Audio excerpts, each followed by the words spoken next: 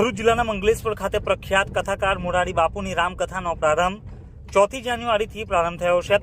12મી જાન્યુઆરી સુધી મંગલેશ્વર ખાતે બાપુ લોકોને કથાનું રસપાન કરાવનાર છે। કથા પહેલા કબીરવર ગામથી પોથી શોભાયાત્રા નીકળી હતી, જેમાં મોટી સંખ્યામાં ગ્રામજનો અને ભાવિક ભક્તો જોડાયા હતા।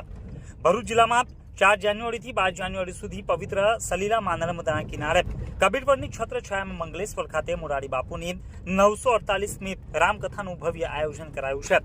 કથા દરમિયાન પ્રત્યેક મહેમાનો તેમજ રામ ભક્તોને શાંતિથી અને આનંદદાયક રીતે કથાનો અમૂલ્ય લાહવો મળી રહે અને બાપુની અમૃત વાણીનું રસપાન કરી શકે તે માટે અલગ અલગ ખંડની બેઠક વ્યવસ્થા કરવામાં આવી છે।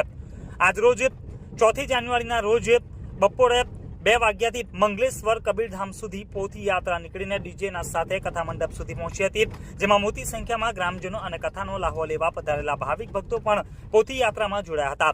પ્રથમ દિવસે મોરારી બાપુએ વ્યાસપીઠનું પૂજન અર્ચન કરી તેમની 948મી રામકથાનો પ્રારંભ કર્યો હતો।